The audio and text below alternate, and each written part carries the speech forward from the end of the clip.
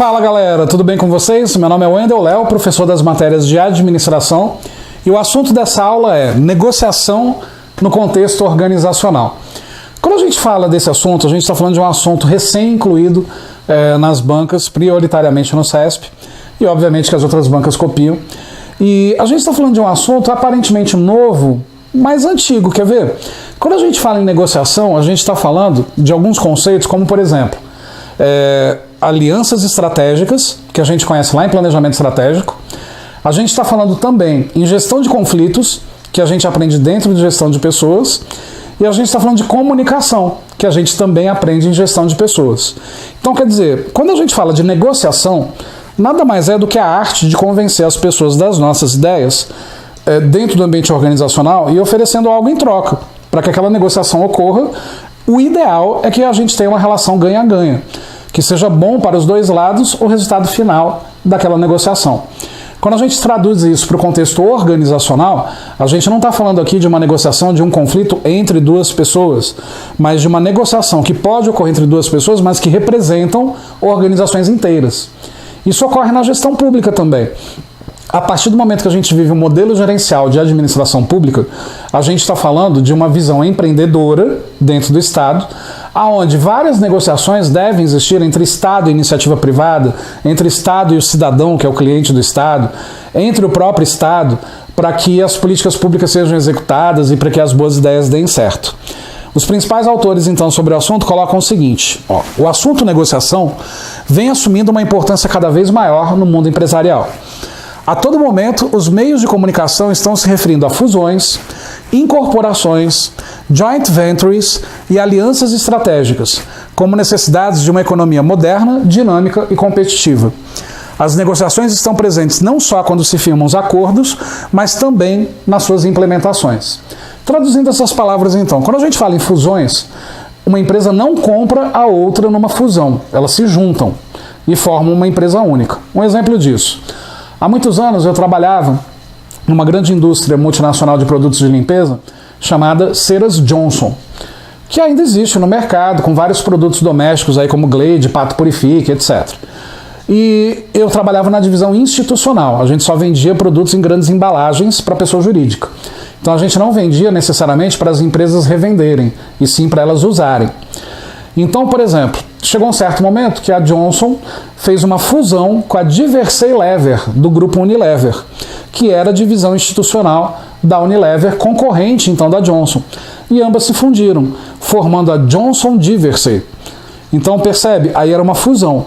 Claro que nessa fusão, as negociações são feitas de uma forma onde quem assume a gestão da nova empresa pode ser o gestor de uma ou da outra, ou então os dois gestores assumem outros cargos ou são demitidos e assumem um novo gestor. E não foi o que aconteceu. Assumiu a essa fusão o presidente da Johnson, da empresa que comprou. Depois de um tempo, assumiu o presidente que era da Diversey. Então, quer dizer, percebe que nesse jogo, né, de interesses que ocorrem dentro da negociação corporativa, tudo pode acontecer, não há uma regra específica para que essas coisas ocorram. Depende dessa relação ganha-ganha que as organizações enxergam. Mas uma fusão não é uma compra, ok? Incorporação, quando uma empresa incorpora a outra, aí há uma compra. Né? Uma empresa incorpora a outra quando ela coloca para dentro do seu negócio aquela organização que antes não era pertencente ao seu negócio. Necessariamente ocorre com empresas concorrentes, de um concorrente incorporar outro concorrente? Não necessariamente. A organização pode incorporar empresas de outros segmentos, criando um grupo maior. Aqui em Brasília, por exemplo, e no estado de Goiás, é muito comum grupo Osório Adriano, grupo não sei o quê, grupo sei lá qual, que é detentor de várias empresas que foram incorporadas, né, ou criadas. Joint ventures é quando várias organizações que são concorrentes se juntam, mas não numa fusão a ponto de virar uma empresa só. Continuam sendo empresas isoladas, mas se juntam para que ambas troquem informações, benefícios, materiais, mão de obra, tecnologias, formando ali uma joint venture. Essa joint venture pode ser criada com empresas de donos diferentes ou por empresas do mesmo dono que se juntam com algum interesse em comum. E as alianças estratégicas, que é quando um concorrente se junta ao concorrente imediato para que ambas se defendam, por exemplo, de um terceiro concorrente. Então, quer dizer, percebe que aí eu estou falando muito de mercado, é iniciativa privada mesmo. Mas, respeitado o princípio da legalidade, obviamente, isso também pode ocorrer na gestão pública. A própria gestão pública criar uma joint venture, o que é comum, com a iniciativa privada, criar uma aliança estratégica, até mesmo incorporar uma empresa privada ao seu negócio. Enfim, ou, na privatização, uma empresa pública deixar de ser pública e passar a ser incorporada a um grupo particular, a um grupo privado. Então, as negociações estão presentes não só quando se firmam os acordos, mas também nas suas implementações. Então, não é simplesmente façamos o acordo da fusão e agora cada um se vira, ou a empresa que detém a maior parte das ações comanda e manda e fazer acontecer. Não. A negociação também ocorre na implementação e na execução dessas atividades todas. Quando uma organização compra outra, não necessariamente haverá uma demissão coletiva, uma demissão em massa dos funcionários da empresa que foi comprada. Essa negociação também ocorre na implementação dessa nova atitude, dessa nova postura, dessa decisão que as organizações tomaram. Continuando aí o texto, né? Negociação é relacionamento. Não existe negociação sem relacionamento e sem comunicação. Saber negociar é uma das habilidades mais exigidas da equipe de compras e de suprimentos, por exemplo, na área de compras de qualquer órgão público ou privado, já que o comprador negocia com seus fornecedores os preços, as quantidades, as qualidades do material, os prazos de entrega, a assistência técnica e tudo mais. A negociação não é uma competição em que uma das partes ganha e a outra perde. O certo de uma boa negociação é uma relação ganha-ganha, tem que ser bom para os dois lados. De acordo com Alto, que é um dos principais autores sobre negociação, a negociação é um processo dinâmico por meio do qual duas partes, ou mais, buscam um acordo mutuamente satisfatório, em que cada parte procura obter um grau ótimo de satisfação com aquilo que a outra parte tem a oferecer. As negociações são baseadas em relações assertivas, com as pessoas deixando muito claro quais são as suas intenções, onde as pessoas se encontram e falam francamente, como eu acabei de falar, sobre os seus interesses, expectativas, vantagens, benefícios, medos, dúvidas, apreensões, pontos mal aclarados, mal esclarecidos, desconfianças, etc., para que tudo realmente fique transparente. Aí sim, é uma negociação de verdade. É nesse ponto que a confiança começa a se consolidar para que realmente a negociação gere frutos positivos. Continuando, em um processo de negociação, existem importantes elementos que estão relacionados com as estratégias táticas e técnicas utilizadas, como informação, tempo e poder. Esse é o tripé da negociação. Anotem isso, grifem isso aí no seu material, coloca bem grandão aí no seu caderno. O tripé da negociação são 3 palavras: informação, tempo e poder. Já vou explicar melhor essas 3 palavras. Ou seja, qualquer que seja o objeto da negociação, o objetivo da negociação, sua importância e oportunidade, haverá 3 variáveis, como eu acabei de dizer: informação, tempo e poder. Vamos conhecer melhor essas 3 variáveis. Vamos falar primeiro sobre a informação. A variável informação constitui em saber o máximo possível sobre o outro. Para uma negociação ser franca e transparente, ambos os lados devem conhecer muito bem o outro lado e deter todas as informações possíveis. Se existirem segredos na negociação que não foram transparecidos para o outro lado e isso for descoberto, a confiança é quebrada.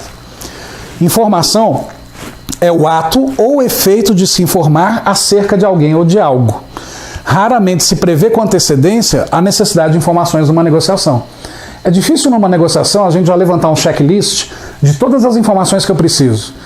No decorrer da negociação, vão surgindo questionamentos, dúvidas, angústias, como a gente viu na tela anterior, e aí sim há necessidade de um conjunto levantamento das informações a partir do momento que essas apreensões aparecem no meio da negociação.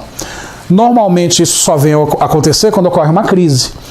A informação está intimamente relacionada com o poder de conhecer as necessidades do outro. O ponto-chave na negociação é a busca das necessidades dos envolvidos. Um bom negociador não está preocupado apenas com o que ele vai ganhar para a organização que ele defende.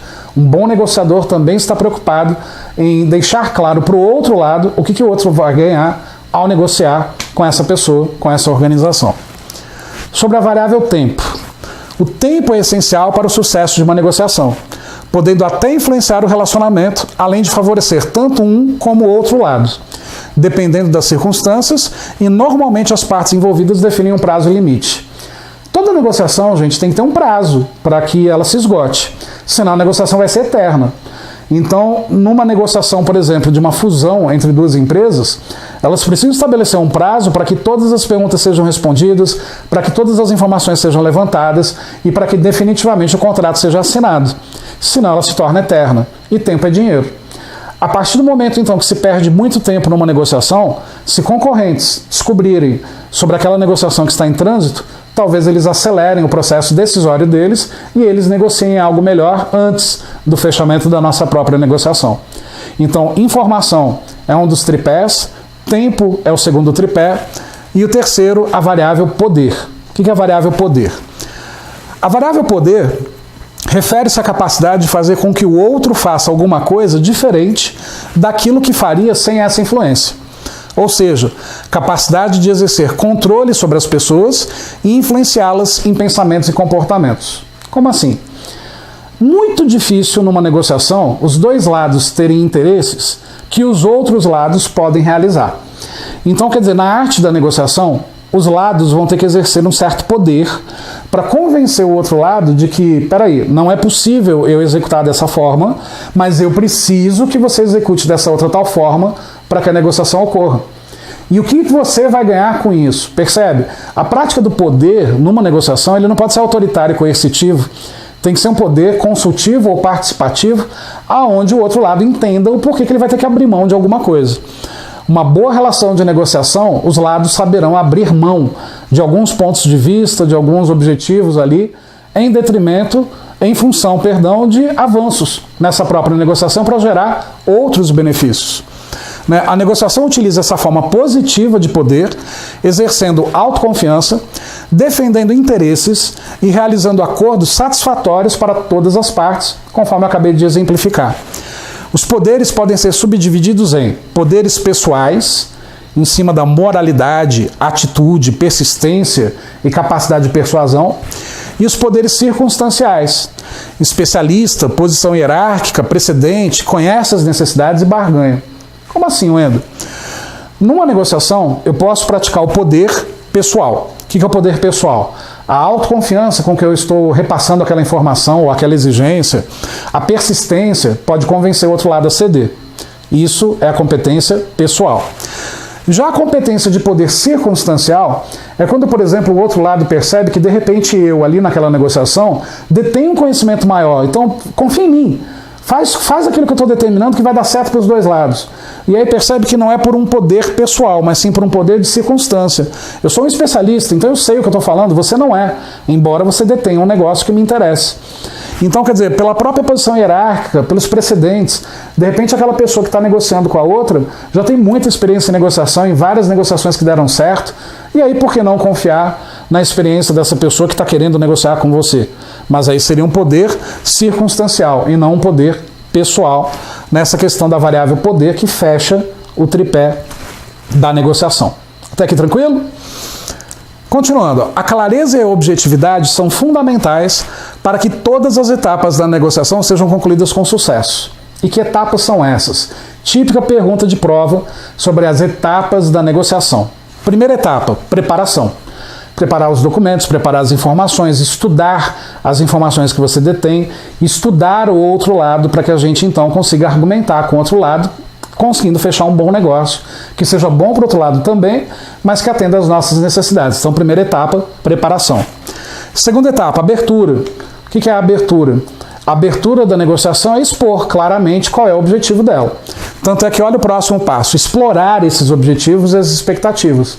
A gente então abre a negociação revelando o nosso objetivo e já exploramos esse objetivo com mais detalhes, retratando a importância desse objetivo, retratando o porquê realmente ele é importante para os dois lados e o que os dois lados vão ganhar com isso. E no futuro, no que essa negociação vai resultar, que são as expectativas. Depois disso, a apresentação dos objetivos ao pé da letra.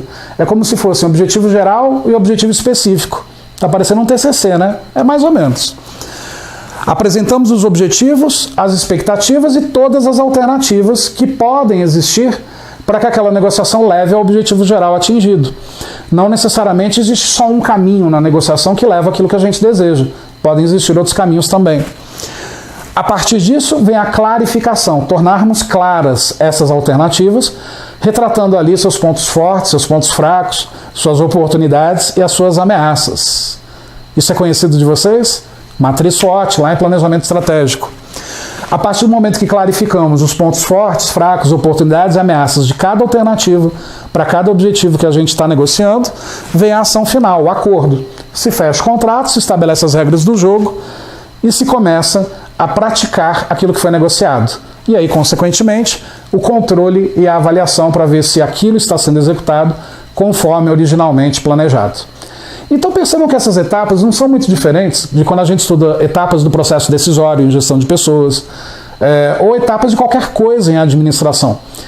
A etapa de levantamento de problemas, enfim, também segue mais ou menos essa mesma lógica.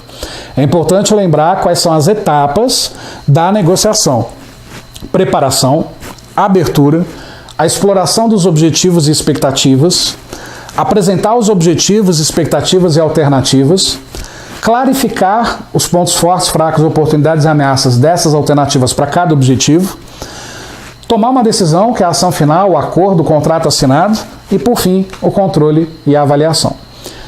Continuando, são necessários que sejam observados alguns pontos de atenção durante essas etapas que a gente acabou de ver, como, por exemplo, cuidado com a sequência de concessões. Certamente, a gente vai ter que abrir mão de algumas coisas que originalmente tínhamos pensado, porque o outro lado vai exigir isso. Só que também precisamos que o outro lado abra concessões. Se você concede demais e não tem nenhum retorno, você vai se tornar refém dessa negociação. Então é importante tomar cuidado com a sequência de concessões que serão feitas. Deixe espaço para a negociação. Tem gente que na negociação só fala e não escuta. E o segredo da negociação é a comunicação. E aquela frase que a nossa avó nos dizia: meu filho, escute antes de falar, ouça mais do que fale. Você tem 2 ouvidos e uma boca. É uma grande característica de um bom negociador. Faça o outro lutar pela concessão. Então, quer dizer, não conceda facilmente. Olha, eu já abro mão disso daqui se você abrir mão daquilo. Não. É importante na negociação fazer a outra pessoa lutar para que aquilo seja concedido. Porque aí essa pessoa provavelmente vai dar muito valor naquela concessão que você já poderia fazer abertamente e ela vai exigir menos concessões, porque aquela primeira concessão já foi um pouco difícil de ser conquistada. Percebe que essas mesmas estratégias, gente, você pode usar na arte do relacionamento pessoal, na abordagem ali ao grande amor da sua vida, mas não usa isso não, tá? Seja espontâneo. Não conceda demais, nem muito rapidamente. Tem tudo a ver com relacionamento pessoal, não tem? Aquela coisa, não, tá bom, vem, né? Não faça nada muito rápido, senão a pessoa não dá valor. Isso no relacionamento pessoal e também na negociação organizacional. Peça algo em troca. É importante ter algo em troca, porque se você está cedendo alguma coisa, obviamente você tem o direito de exigir ou pedir algo em troca daquela concessão. E aí começa a negociação verdadeira. Passar para assuntos não conflitantes. Quando o assunto é muito conflitante, a negociação trava. Então é importante mesclar pontos conflitantes no meio de vários pontos que são em comum. É muito mais fácil a gente conseguir um sim que a gente deseja numa negociação depois de vários sims fáceis do que depois de vários nãos. O ser humano tem a tendência de repetir aquilo que ele mesmo fala e ouve. Se a gente ouve mais não, a gente tende a repetir o não. Se a gente ouve mais sims, a gente tende a repetir o sim. Anote todas as propostas, porque dessas anotações, novas propostas podem surgir na negociação, novas ideias. Registre todos os avanços e todas as concessões para colocar numa balança. Poxa, eu concedi 10 coisas que você me pediu, e você só está concedendo 2. Poxa, vamos negociar um pouco mais para que essa negociação seja vantajosa para os 2 lados. Formalize imediatamente os acordos. Já põe no papel, pede para a pessoa assinar. Embora a palavra, para mim, pelo menos, tem muita importância, mas com nem todo mundo é assim. O que vale é o que está no papel. Até porque você tem que se resguardar futuramente. E é importante colocar isso no papel. E evite comentar eventuais ganhos em detrimento da outra parte. Então, por exemplo, comentar com outras pessoas: olha, negociei com aquela pessoa, tá, a pessoa se lascou, cara, teve que abrir mão de um monte de coisa, eu consegui tudo o que eu queria. Uma, porque isso gera um sentimento negativo, gera um ambiente de inveja, gera uma carga negativa. Mas não é por questão de energia que os autores colocaram isso. Mas sim porque essas informações podem vazar para outra pessoa com quem você negociou e de repente essa negociação pode recuar. E pode ser que ela se transforme em uma negociação que não vai mais acontecer. Então é importante ficar calado, né, em relação àquilo que você acabou de negociar, principalmente aos ganhos que você conseguiu como concessão da outra parte. Igualzinho relacionamento, gente. Percebeu que são as mesmas regras? É bom ficar calado em relação às pessoas que você tem ali no seu convívio, não gera inveja, não gera intriga, enfim.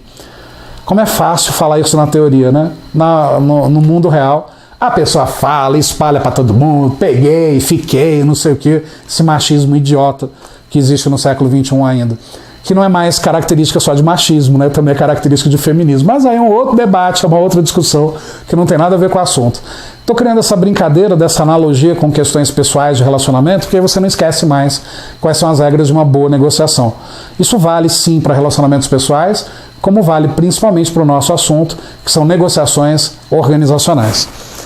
Continuando então, existem alguns estilos de negociadores, né? O jeitão do negociador. Vamos conhecer 4 estilos. Os estilos de negociadores são características predominantes de comportamento de cada profissional da área, podendo ser definidos em catalisador, apoiador, o negociador controlador e o analítico. De acordo com Alto, que, como eu falei, é o principal autor sobre negociação, seguem as características. O que é um negociador catalisador? Ele é orientado para ideias e conquistas, tem mais clareza e menos credibilidade, possui dinamismo, possui criatividade, persuasão e espírito empreendedor. Valoriza o reconhecimento e necessita aprender autodisciplina e moderação, porque ele fala demais. Sob tensão, fala alto e rápido. Agita-se e explode. É aquele negociador que, quando não é do jeito que ele quer impor. Né? Por isso, gera menos credibilidade. Percebe? Menos credibilidade não significa que ele não gere credibilidade, mas é bem menos. Então, o catalisador é aquele que explode quando a negociação não sai do jeito que ele quer. Fala pra caramba, fluência verbal, atropela, não te escuta direito. Você já deve ter conhecido pessoas assim na sua vida pessoal ou no universo organizacional. Como é um negociador apoiador? Pelo nome parece bom, né? Tem mais receptividade, só que menos coerência. Ele é orientado para relacionamentos, busca harmonia e trabalha sempre para o grupo. Veste a camisa da empresa e precisa aprender a fixar metas. Sob tensão, finge concordar e não se manifesta. Então não é tão bom assim. O negociador apoiador é aquele assim, pô, tô do seu lado, vamos lá, tal, mesmo não estando. É o político, sabe? Aquele que quer ficar bem na foto, aquele negociador que quer mostrar para o outro lado que, não, eu concordo com você, não, você tá certo. Mas na hora de assinar o contrato vai ter alguma surpresa, porque não foi deixado tudo 100% transparente. Ele está tão preocupado com o relacionamento pessoal que ele esquece da negociação propriamente dita. Terceiro tipo de negociador, controlador. Né? Assume riscos e responsabilidades, é orientado para resultados. Tem coerência, só que menos receptividade, porque ele é mais seco, ele é mais frio. Né? Tem confiança na eficiência, valoriza o cumprimento das metas e pode ser visto como exigente. Para obter apoio, confia na eficiência, no bom trabalho feito e entregue no prazo combinado. Sob tensão, ele ameaça, impõe, ele torna-se tirânico. É ruim? Não, né? Porque se você parar para pensar, até aqui, o negociador controlador, ele tem as informações, ele tem o expertise daquilo, ele entende o que ele está falando. E ele acaba sendo mais tirânico, porque senão essa negociação também vai durar a vida inteira. Então, quer dizer, não é que seja ruim. Embora a tirania é ruim em qualquer sentido, mas, obviamente, comparado com os outros dois, ele consegue muito mais resultados numa negociação do que os outros dois. E o analítico? O que é o negociador analítico? Ele é organizado, equilibrado, orientado para informações, valoriza a segurança, possui controle e disciplina. Parece tudo de bom, né? Também não é não, gente. Ele é chato pra caramba, quer ver? Às vezes é visto como perfeccionista, detalhista em excesso, por isso que é analítico. Meticuloso, maçante, indeciso às vezes, teimoso e adiando a entrega para fazer sempre o melhor. É aquele que quer ver tudo perfeito. E galera, no século XXI é melhor ver feito do que perfeito, porque a perfeição não existe. Quando a gente busca a perfeição, No exato momento que a gente realiza aquilo que é perfeito, já não é mais, porque o cliente é exigente, o cliente quer mais e aquilo já ficou para trás. Para obter apoio, mantenha-se atualizado, a par do que está acontecendo, demonstra que conhece o trabalho, que é especializado, só que sob tensão ele se cala, né? Retira-se ou evita o conflito. Percebe? Isso que você está escutando é o Cuco aqui da sala, gente, é um Cuco que tem mais de 80 anos. Logo, logo eu vou fazer uma promoção nessas videoaulas, quantas vezes em determinado curso o Cuco bateu, valendo premiação. Começa a prestar atenção nisso. Mas logo, logo eu anuncio isso nas redes sociais. Então aí o que acontece? Ó, percebe que o analítico, nenhum dos 4 é perfeito, né? Você estava esperando conhecer 4 perfis de negociador onde um fosse melhor que o outro. Todos têm defeitos, todos têm qualidades. Qual é o melhor? Aquele que se encaixa no melhor, no momento adequado, para o outro perfil adequado de negociador que está à sua frente. E aí então você tem que ter a flexibilidade para assumir esses diversos perfis de negociação. Isso também pode cair na sua prova, os perfis de negociador, também pode ser tema de redação. Beleza? Bom, vamos ver uma questão então da banca FCC. FCC essa, salvo engano, considerando-se a negociação no contexto organizacional, é correto afirmar que as mulheres são negociadoras mais cooperativas do que os homens? Será que há essa distinção de gênero na negociação? B. Seu resultado final é sempre do tipo soma zero. Isso é, ninguém ganha. Totalmente errado. A barganha distributiva focaliza o longo prazo. Não, se é barganha distributiva, distribuir tarefas, distribuir responsabilidades, a gente está fazendo trocas. Isso é para curto prazo, para resolver a negociação logo. A C está errado. D. Suas motivações primárias abrangem a divisão de certa quantidade de recursos. Suas motivações primárias abrangem a necessidade, a divisão de certa quantidade de recursos. Não. Primariamente, a gente estabelece as alternativas, os rumos que essa negociação vai seguir, já com todos os recursos expostos. Então, quer dizer, com uma certa quantidade de recursos, você está escondendo ouro. Se o outro lado perceber, depois da negociação iniciada, que você não revelou todas as informações que eram necessárias, perdeu a credibilidade. A D está errada também. Letra E. A relação ganha-ganha caracteriza a barganha integrativa. Os dois lados se integram. Perfeito. Então, entre a A, se você ficou em dúvida, e a E, obviamente é a E que está correta.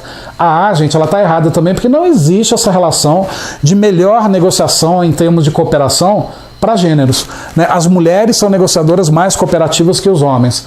Não necessariamente. As mulheres são extremamente competitivas por natureza, mas na negociação elas podem ser tão competitivas quanto os homens, tão cooperativas quanto os homens. Essa distinção não ocorre. Então está aqui um exemplo das raras questões sobre negociação organizacional que existem nas bancas aí fora, já que é um assunto bem recente nas provas de concurso. Beleza, galera? Espero ter esclarecido a vocês o que é esse tópico, negociação. Como eu falei, se assemelha muito com gestão de conflitos, com processo decisório lá em gestão de pessoas, com planejamento estratégico, enfim, se assemelha com várias matérias. Na realidade não é que se assemelha, é o fruto, é o produto, é a soma de várias matérias, transformando isso num belo texto de redação também possível na sua próxima prova. Beleza, galera? Fiquem com Deus, a gente se vê no próximo curso.